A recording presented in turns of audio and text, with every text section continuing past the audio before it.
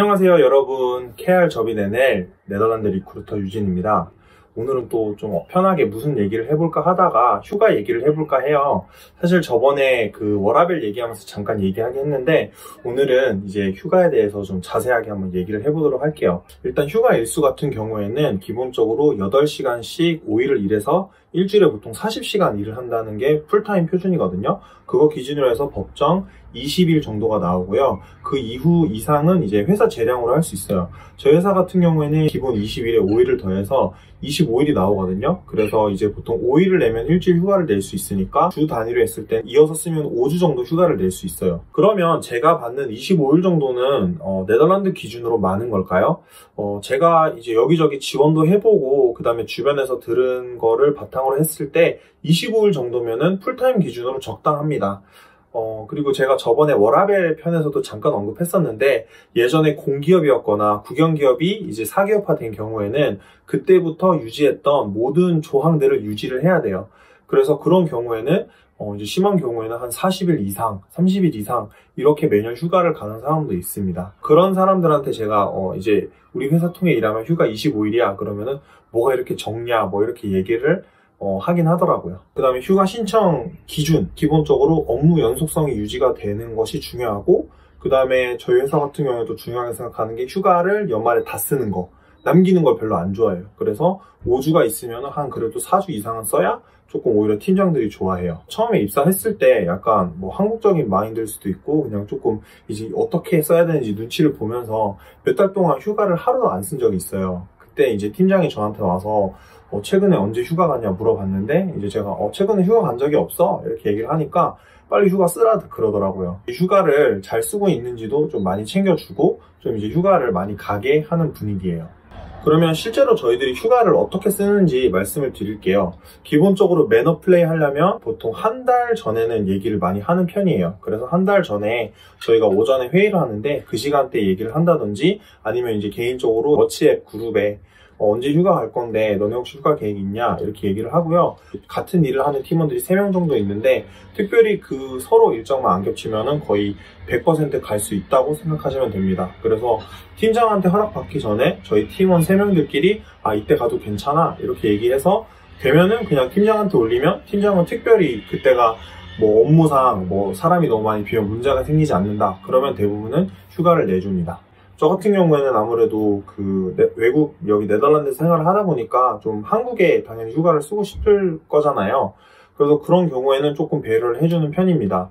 물론 이제 대부분 휴가를 가려고 하는 정말 여름 성수기에 가는 거는 조금 뭐 노매너라고 생각할 수 있는데요. 그래서 저 같은 경우에는 조금 그런 기간을 피해서 조금 남들이 다 가는 기간이 아닌 기간에 좀 내는 걸로 하고 그 다음에 보통 3주 내지 4주를 이어서 씁니다.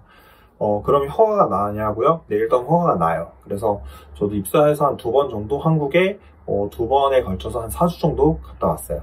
휴가 인수인계 같은 경우에는 일단 제가 개인적으로 이 네덜란드 회사를 다니면서 마음에 드는 게 가끔은 자기 업무 얘기를 되게 디테일하게 저나 다른 팀원들한테 해줘요. 그래서 처음에는 왜 그런 거를 내가 하는 일도 아닌데 좀 디테일하게 많이 얘기해주고 내가 진행하는 일이 아니어도 좀 이렇게 좀 디테일하게 공유를 하지? 그랬는데 이제 휴가를 갈 기간이 되니까 그 이유를 알겠더라고요. 상대방이 그렇게 평소에 얘기를 해왔으니까 일이 어떻게 진행되어 있는지 저도 이제 조금은 알고 있거든요. 인수인계를 하게 되면은 들어서 이제 이해가 잘 된다는 거죠. 그래서 보통 일주일 정도 휴가를 가면은 인수인계를 거의 안 하고 정말 급한 일이 있을 경우에는 다른 팀원한테 그 사항만 간단하게 전달을 하고요. 대신에 이제 2주 이상, 보통 2주나 3주를 많이 가거든요. 그런 경우에는 문서화를 해서 만들어주고 이제 프로젝트별로 진행이 되는 게 많은데 그런 경우에는 사전에 미리 얘기를 해서 조금 일을 이제 팀원들별로 좀 분배를 많이 해요. 그래서 어떤 뭐 예를 들어 회사에서 이제 휴가 기간에 연락이 오면은 그 대체자가 처리를 하고 좀 이런 식으로 하고 있어요.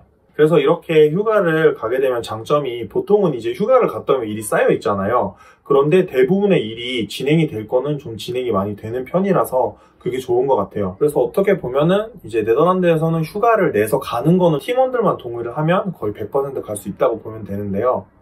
그럼에도 불구하고 피 터지는 기간이 한 2기간 정도 있어요. 일단 직장 동료들 중에 자녀들이 있으면은 사실은 방학 기간에만 휴가를 갈 수 있잖아요. 그런 자녀들이 있는 부모들은 아무래도 방학 기간에 조금 이제 눈치 싸움이 크고요. 네덜란드 같은 경우에는 크리스마스 기간과 크리스마스 기간 이어서 이제 새해를 맞이할 때가 되게 중요한 기간이거든요. 근데 그때 말씀드렸다시피 모두가 휴가를 낼 수 없기 때문에 조금 눈치를 보면서 조금 빨리 내야 되는 기간이 그 기간입니다. 그 기간 때는 다들 조금 미리 한 2-3달 전에도 먼저 신청을 해놓는 것 같아요. 대부분 그래도 팀원들끼리 서로 이렇게 배려를 하는 문화는 있어요. 그래서 크리스마스 기간 때 예를 들어 작년에 어떤 사람이 휴가를 갔으면은 그 다음 해에는 조금 이제 다른 사람한테 기회를 주고 그 정도의 배려는 해주는 것 같아요. 휴가를 길게 가면 2-3주 정도 가면 그럼 동료들이 이메일 확인을 할까요? 사실 거의 안 하는 것 같아요. 대부분은 일주일에 한 번 정도 확인을 하고 대신에 핸드폰은 항상 스탠바이를 하고 있는 것 같아요. 제가 일하는 해양에너지 분야 같은 경우에는 큰 사고가 터지거나 데드라인 안에 처리해야 되는 일들이 있거든요. 그런 경우에는 대부분 가능하면 미리 대리인을 정했기 때문에 그 대리인이 처리할 수 있을 만큼 처리를 하고 고객사에서도 대리인이 전화한다고 해서 휴가를 갔다고 하면 거기에 대해서 뭐라고 하지 않아요. 그래서 대부분 처리를 하는데 정말 도움이 필요한 부분이 있으면은 전화를 하긴 합니다. 그런데 가능하면은 웬만하면 하지 않으려고 해요. 제가 들은 바로는 실제로 전화를 받은 사람은 없다고 합니다.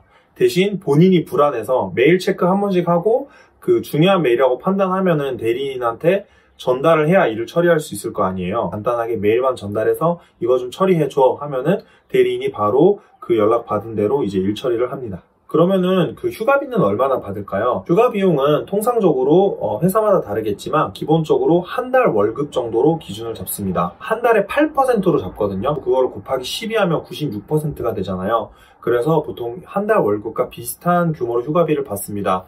단 기본적으로 받는 월급에 세금 떼는 거랑 휴가비 세금 떼는 게 달라요. 그래서 휴가비로 세금을 떼면 세금을 좀 더 많이 뗍니다. 휴가비에 대해서는 보통 한 3에서 50% 정도 떼는 것 같아요. 실제로 통장에 찍히는 게 보통은 이제 5월 달에 월급이랑 같이 휴가비가 들어오는 경우가 많은데요. 96%면 한 달 거의 월급이랑 똑같으니까 월급이 거의 2배로 들어오겠네 하는데 실제로 받아보면은 2배까지는 안 되고 한 1.6배 정도 들어오는 것 같아요. 사람이 욕심이 끝이 없어서 25일을 받아도 조금 적게 느껴질 때도 있는데요. 1년에 5주 정도 쉬면서 모두 쓸 수 있기 때문에 충분하다고 생각합니다. 혹시 여러분도 궁금한 점이 있으면 댓글로 많이 남겨주시고 또 다음 시간에 재밌는 주제로 찾아뵐게요. 안녕!